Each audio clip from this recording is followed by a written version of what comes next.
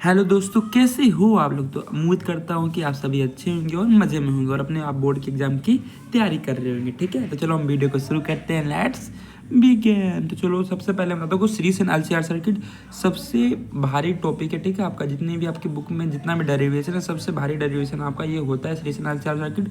तो अगर आप पेपर से पहले ही दिन पहले वीडियो देखो तो आपको ये छोड़ के नहीं जाना है, ये पेपर में आता ही आता है। ये most most most important derivation है। तो चलो हम वीडियो को शुरू करते हैं। Let's begin. सबसे पहले बनाते हैं हम एलसीआर सर्किट। देखो सबसे पहले क्या बनाएंगे हम, एल का मतलब क्या होता है, इंडक्टर। इंडक्टर कैसे बनाते हैं हम, ऐसे। ये बन गया हमारा इंडक्टर। ठीक है, उसके बाद क्या बनाएंगे हम, सी मतलब कैपेसिटर। उसके बाद क्या बनाएंगे हम, रजिस्टेंस।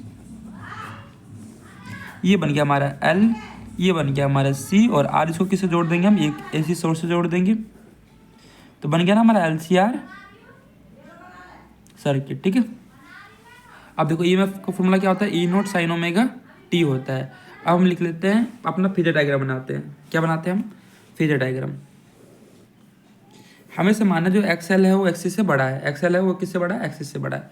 तो देखो रजिस्टर किस में दोनों की डायरेक्शन सेम होती है, जो ईएमएफ की होती है वही किसी की होती है, करंट की होती है। पर इंडक्टर क्या होता है, बड़ा होता है, क्योंकि हमने माना है ना, इसलिए 90 डिग्री क्या हो जाएगा, ये आगे हो जाएगा। ठीक है, और कैपेसिटर क्या हो जाएगा, 90 डिग्री पीछे हो जाएगा।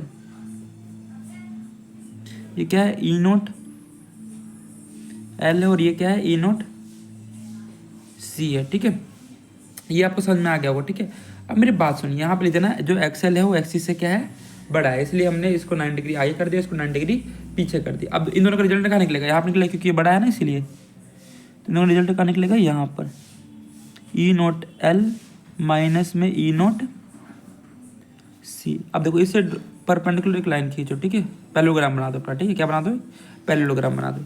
तो बन गया आपका ये पैरेललोग्राम। अब देखो इसका रिजल्टेंट क्या होगा, यहाँ पर होगा, आपने पढ़ रखा है। तो ये क्या है हमारा ईएमएफ, क्या निकल गया हमारा, ये ईएमएफ ई नोट। हमें क्या निकल गया हमारा, ये ई नोट हो निकल गया। ठीक है, अब मेरी बात ध्यान सुनिए, जो जो आई नोट है उससे जो ईएमएफ है वो कितना आगे है, 5 एंगल आगे है। तो यहाँ पर दिखा था ना कितना एंगल आगे, 5 एंगल आगे। और इन दोनों का एंगल कितना है, तो ये बता देना ओमेगा टी है। कितना है, ओमेगा टी है। ठीक है, तो हम लिख सकते हैं बाय फेजर डायग्राम, क्या लिखेंगे हम, ये एल है बच्चों और ये आपका सी है। बाय फेजर डायग्राम क्या होता है फॉर्मूला फेजर डायग्राम के according, I is equal to जो करंट है वो ईएमएफ से कितना पीछे, आप बोलोगे 5 एंगल पीछे, तो क्या हो जाएगा, I is equal to I naught sine omega t minus में 5। ये एक स्टैंडर्ड इक्वेशन, अगर आपको लिखना है तो लिखो, नहीं तो मत लिखो। इसमें फाइंड क्या करना है हमें, एक आई नोट की वैल्यू और एक 5 की वैल्यू। ठीक है, तो देखो सबसे पहले निकालते हैं हम यहाँ से। देखो परपेंडिकुलर अपॉन में बेस क्या निकल जाएगा हमारा, tan फाइव क्या हो जाएगा, परपेंडिकुलर कितना है हमारा, ये वाला कितना है, ये वाला। देखो ये जो इतना रहेगा इतना ही रहेगा, तो क्या है ये ई नोट एल माइनस में ई नोट सी, और अपॉन में क्या है बेस कितना है, ई नोट आर है। ठीक है, इसको मैं क्या लिख सकता हूँ, tan five equal to E naught L की वैल्यू क्या हो जाएगा, I naught X L minus में ई नोट सी की वैल्यू क्या हो जाएगा, I naught X C, upon में ई नोट आर की वैल्यू क्या हो जाएगा, आई नोट आर। इसको मैं अगले पेज पे कर देता हूँ। ठीक है, तो tan फाइव कितना आ गया आपका, जो आया था उसको लिख देता हूँ। ठीक है, tan फाइव आ गया आपका आई नोट एक्स एल माइनस में आई नोट एक्स जी, अपॉन में क्या आ गया, आई नोट आर। अब देखो यहाँ से आई नोट क्या लेता हूँ, कॉमन ले लेता हूँ। क्या लेता हूँ, आई नोट में कॉमन ले लेता हूँ। तो आई नोट मैंने कॉमन ले लिया, तो यहाँ बचा एक्स एल माइनस में एक्स सी, अपॉन में आई नोट, और यहाँ बच गया आर। आई नोट से आई नोट कट गया, तो tan फाइव कितना आ गया हमारा, एक्स एल माइनस में एक्स सी, अपॉन में आर। तो फाइव की वैल्यू हमें कितनी मिल गई, यहाँ से जो फाइंड करनी रहती है हमें, tan इनवर्स, इधर जाकर tan inverse x L minus में एक्स सी बट्टे में आर, ये हमें मिल गई फाइव की वैल्यू। ठीक है, तो ये आपको समझ में आ गया। वो हमें निकालना है अपना आई नोट की वैल्यू। तो देखो ध्यान से, यहाँ पे हम लगाएंगे अपना पाइथागोरस थ्योरम। क्या लगाएंगे, पाइथागोरस थ्योरम। तो ये क्या हाइपोटेन्यूज है, ठीक है, ये परपेंडिकुलर है, ये बेस है। तो क्या हो जाएगा, ई नोट का स्क्वायर इक्वल टू इसका स्क्वायर प्लस में इसका स्क्वायर। ठीक है, तो क्या लिखना है आपको, सबसे पहले लिखोगे आप ई नोट का square equal to E naught R का स्क्वायर प्लस में अपने उसके square, E naught L minus में ई नोट सी का होल स्क्वायर। ये आपको समझोगे। देखो हमने क्या किया, पाइथागोरस थ्योरम लगा दिया। देखो हाइपोटेन्यूज का square equal to perpendicular square plus में बेस का स्क्वायर, बस मैंने यही किया और कुछ नहीं किया। अब इसको हम कर लेते हैं solve E naught square equal to E naught R का स्क्वायर प्लस, इसको मैं क्या लिख सकता हूँ, खोलूँगा तो ई नोट एल का स्क्वायर माइनस में ई नोट सी का होल स्क्वायर। अब दोबारा सॉल्व करते हैं इसको, देखो ई नोट स्क्वायर इक्वल टू क्या आ गया, ई नोट आर का स्क्वायर प्लस में ई नोट एल, मतलब क्या हो जाएगा, आई नोट एक्स एल का होल स्क्वायर माइनस में आई नोट एक्स सी का होल स्क्वायर। अब देखो ध्यान से, और हम क्या करते हैं सॉल्व इसमें, ई नोट का square equal to E naught R का स्क्वायर प्लस में, अब देखो ध्यान से हम क्या करने वाले हैं इसमें से, अब इसको खोल के लिख सकते हो, ऐसे लिख सकते हो आप लोग, आई नोट एक्स एल का स्क्वायर, तो यहाँ से आई नोट कॉमन आ जाएगा, ठीक है, आई नोट का स्क्वायर कॉमन आ गया आपका, अंदर क्या बचा, एक्स एल माइनस में एक्स सी का होल स्क्वायर, क्या बचा, ठीक है, यहाँ पे क्या आ गया आपका, आई नोट स्क्वायर कॉमन आ गया आपका, अंदर क्या बचा, एक्स एल माइनस में एक्स सी का होल स्क्वायर आ गया, ठीक है।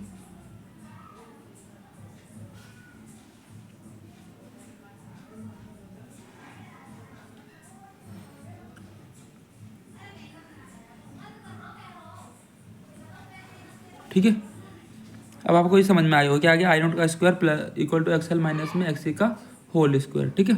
अब देखो ध्यान से, यहाँ पे मैं इसको ऐसे ले सकता हूँ, इसको आई नोट आर का होल स्क्वायर प्लस में आई नोट एक्स एल माइनस में एक्स सी का होल स्क्वायर, कुछ कर सकते हो बताओ इसमें, अब बोलोगे क्या नाम है, इसमें क्या कर सकते हो, ये आई नोट स्क्वायर है, तो यहाँ से आई नोट स्क्वायर कॉमन लेते हैं इन दोनों में से, दोनों के पास क्या है, आई नोट स्क्वायर है, तो आई नोट स्क्वायर हमने कॉमन ले लिया, अंदर क्या बचेगा, आप बोलोगे आर स्क्वायर प्लस में एक्स एल माइनस में एक्स सी का होल स्क्वायर, बस इसको सॉल्व करना है, ठीक है। अगर इसको खुद से भी करोगे तो कर लोगे, क्योंकि क्लास तो जो आ गया मैं उसको लिख लेता हूँ, E naught square equal to आ गया I naught square R square plus में एक्स एल माइनस में एक्स सी का होल स्क्वायर। अब देखो ध्यान से, यहाँ से आई नोट की वैल्यू निकालें तो आई नोट की वैल्यू क्या आ जाएगी, ई नोट अपॉन में under root R square plus में एक्स एल माइनस में एक्स सी का होल स्क्वायर। आई नोट का फॉर्मूला क्या होता है, ई नोट अपॉन में जेड, जेड को बोलते हैं हम इम्पीडेंस, क्या बोलते हैं जेड को हम इम्पीडेंस बोलते हैं, और जेड की वैल्यू क्या आ गई हमारी, under root R square plus में एक्स एल माइनस में एक्स सी का होल स्क्वायर। ये आपको समझ में आ गया होगा। अगर कोई बोले आपसे इम्पीडेंस ट्रायंगल बनाने के लिए तो क्या करना, ये ऐसे ऐसे, ये आपका फाई हो जाएगा, ये आर हो जाएगा, और ये आपका हो जाएगा, सॉरी ये आर हो जाएगा, ये एक्स एल माइनस में एक्स सी हो जाएगा, और ये हो जाएगा आपका जेड, इसको बोलते हैं इम्पीडेंस ट्रायंगल, ठीक है, आपको समझ में आ गया होगा। अब हम चलते हैं अगले टॉपिक पे अपने। तो अगर आपसे कोई पूछे यहाँ पे कोस फाई, तो कोस फाई क्या हो जाएगा, आप बोलोगे आर अपॉन में जेड हो जाएगा, ठीक है, बेस अपॉन में हाइपोटेन्यूज। तो ये आपको समझ में आ गया होगा। चलो अब मैं आपको समझा देता हूँ ससेप्टेंस क्या होता है, एडमिटेंस क्या होता है, उसके बाद हम रेजोनेंस कॉग्निटिव चलेंगे, उसके बाद हम बहुत कुछ का भी करना है, ठीक है। ससेप्टेंस और एडमिटेंस कर लेते हैं।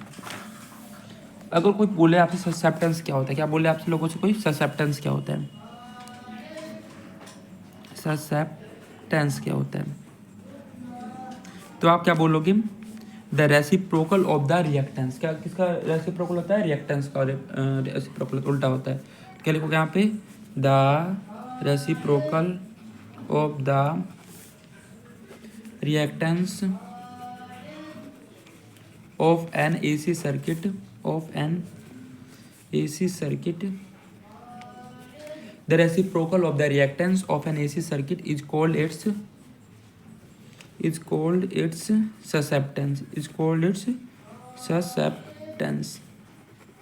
इसकी एसआई यूनिट क्या होती है, SI unit is ohm inverse या महो बोल दो, SI unit is ohm inverse और महो। और इसकी यूनिट क्या होती है, ससेप्टेंस को कैसे ले सकते हैं हम, ससेप्टेंस हो सकता है आपका ससेप्टेंस, या तो आप 1/में एक्सएल लिख दीजिए तब भी आप ससेप्टेंस बोलोगे, या 1/में एक्सजी लिख दीजिए, ठीक है, जो मन करे आपका वो ले सकते हैं। अब हम चलते हैं एडमिटेंस। एडमिटेंस किसका उल्टा होता है, इम्पीडेंस का।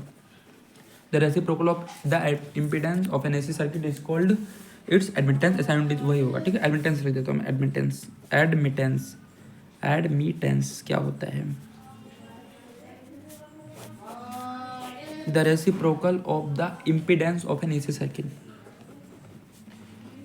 the reciprocal of the impedance of an AC circuit, reciprocal of the impedance of an AC circuit of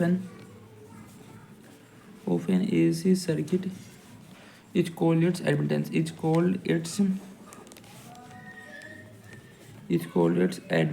admittance। इसकी साउंड क्या होती है? साउंड वही जो उसकी होती है, sound unit is ohm inverse और महो। इसको कैसे लिख सकते हो? एडमिटेंस को आप एडमिटेंस को लिख सकते हो, आप एडमिटेंस को लिख सकते हो आप 1/Z। हम चलते हैं resonance condition of LCR circuit. किस पे चलते हैं हम? Resonance condition of an LCR circuit. Resonance condition of series LCR circuit. तो क्या होता है फॉर्मूला? आप सभी को पता है।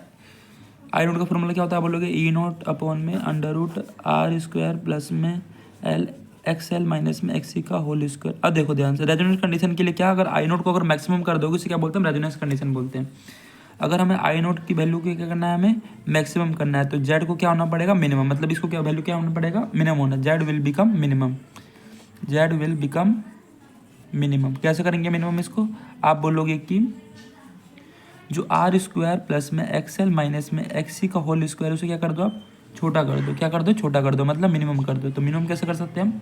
सिंपल, कुछ नहीं है। जो ये वाला वैल्यू वो आपको पता है परफेक्ट स्क्वायर तो 0 होता है, तो ये क्या बन जाएगा? 0 बन जाएगा। विल बिकम किसके इक्वल हो जाएगा? ये 0 के इक्वल हो जाएगा।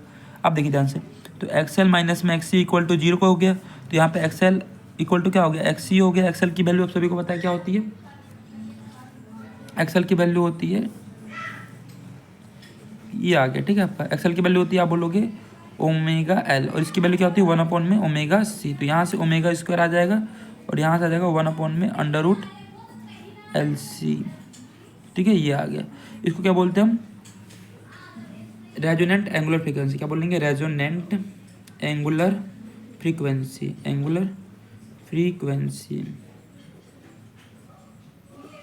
W इक्वल टू क्या आ गया? 1/√LC। अगर आपसे कोई फ्रीक्वेंसी, तो देखो W का फॉर्मूला क्या होता है? 2πf होता है, तो F क्या आ जाएगा? 1/2π√LC आ जाएगा, ठीक है। ये क्या बन जाएगा आपका? Resonant frequency. क्या बन जाएगा? रेजोनेंट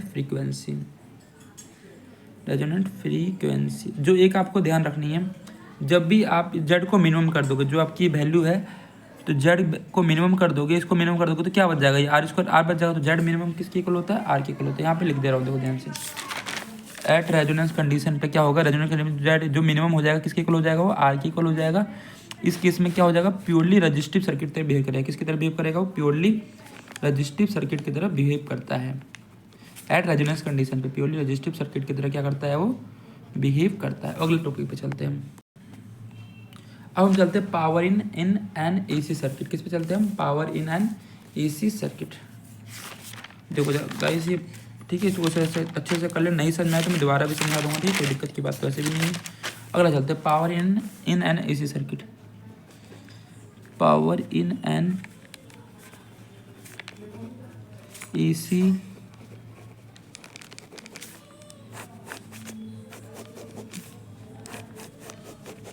इसके पहले डेफिनेशन लिखा, the rate at which electric energy is consumed, the rate at विच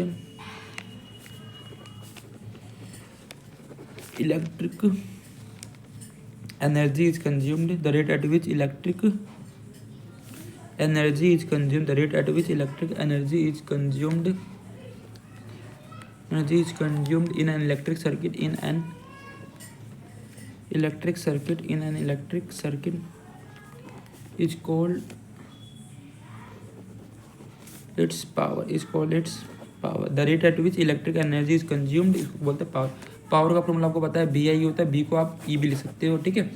तो इन सीरीज LCR सर्किट, ठीक है, लिखेंगे इन सीरीज LCR सर्किट। क्या फॉर्मूला होता है? आप बोलोगे P इजिकल टू B का फॉर्मूला था E0 sin ω/t, और I का फॉर्मूला भी देख के आए, क्या होता है? I0 sin ω/t माइनस में 5। इसको मैं ऐसे लिख सकता हूँ, आप लिख दो I0 sin ω/t इंटू में sin ω/t माइनस में 5। अगर देखो ध्यान से, यहाँ पे मैं 2 से डिवाइड और 2 से मल्टीप्लाई कर दूँ तो कुछ होने वाला तो नहीं है। इसको मैं ऐसे ले सकता हूँ P is equal to E naught upon में √2 आई नोट अपॉन में √2 लिख सकता हूँ ना, ठीक है। √2 को लिख √2 इंटू में √2, 2 साइन है, साइन भी किसका पता कोस ए माइनस बी। देखो ये ए है और ये बी, इसको घटाओगे तो क्या आ जाएगा 5। अगर ओमेगा टी में से ओमेगा टी माइनस घटाओगे तो क्या आ जाएगा 5 आ जाएगा। माइनस में हम कोस, अगर इसमें से इसको क्या करोगे आप प्लस करोगे, ओमेगा टी में ओमेगा टी माइनस 5 को प्लस करोगे तो ओमेगा टी और ओमेगा टी कितना हो गया, आप बोलो 2 ओमेगा टी माइनस में 5, ठीक है। ये आपको समझ में आ गया होगा। इसको ब्रैकेट में बंद कर लीजिए। इसकी वैल्यू होती है E R M S into में I R M S cos 5 minus में कोस 2 ओमेगा टी माइनस में 5। अब हम निकालते हैं अपना एवरेज वैल्यू। तो एवरेज पावर क्या होता है, आप बोलोगे जो ये वाला देखो, जो ओमेगा तो जो भी एंगल होता है 0 हो जाता है, तो क्या बचेगा see E R M S I R M S into में cos 5, E R M S into में I R M S into में कोस 5, ठीक है। तो आप इसको बोल सकते हो आप रियल एवरेज पावर बोल सकते हो। क्या बोल सकते हो, रियल एवरेज पावर बोल सकते हो। E R M S into में आई आर एम एस हो जाएगा आपका अपरेंट पावर, क्या हो जाएगा अपरेंट पावर, और इंटू में क्या हो जाएगा कोस 5। तो ये आपको ध्यान रखना, अगर कोई बोले आपसे पावर फैक्टर, जो कोस 5 से क्या बोलते हैं हम पावर फैक्टर बोलते हैं, कोस 5 क्या बोलते हैं हम पावर फैक्टर बोलते हैं। अगर कोई आपसे पावर फैक्टर का फॉर्मूला पूछे डिफाइन करना तो बोल देना कोस 5 इक्वल होगा रियल एवरेज पावर के अपॉन में अपरेंट पावर के। वो कैसा है, ये dimension less ratio, it is a dimension less ratio. तो समझ में आ गया होगा अगर आपको, ठीक है। तो वीडियो को लाइक कीजिए, सब्सक्राइब कीजिए और जितने हो सके उतने ज़्यादा सब्सक्राइब करिए, ठीक है, ताकि मुझे मोटिवेट मिले और मैं आपके लिए और अच्छी वीडियो बना सकूँ, ठीक है। अगर आप मेरी वीडियो देख रहे हो, कहीं अनजान लोग देख रहे हो, ठीक है, तो बस मैं आपसे एक ही बात कहना चाहूँगा, बस आपको मुझे कुछ नहीं चाहिए आपसे, बस मुझे आप सब्सक्राइब करके चली जाइए, क्योंकि इस वीडियो को बनाने में मुझे पता है कितना मेहनत लगा है, ठीक है। ठीक है, तो मैं बस आपसे इतना ही बोलना चाहूँगा, बस आप इस वीडियो को कैसे भी करिए, सब्सक्राइब कीजिए, लाइक कीजिए, और तो मिलते हैं नेक्स्ट वीडियो में। तब तक के लिए अपना आप ख्याल रखिए, टाटा बाय बाय।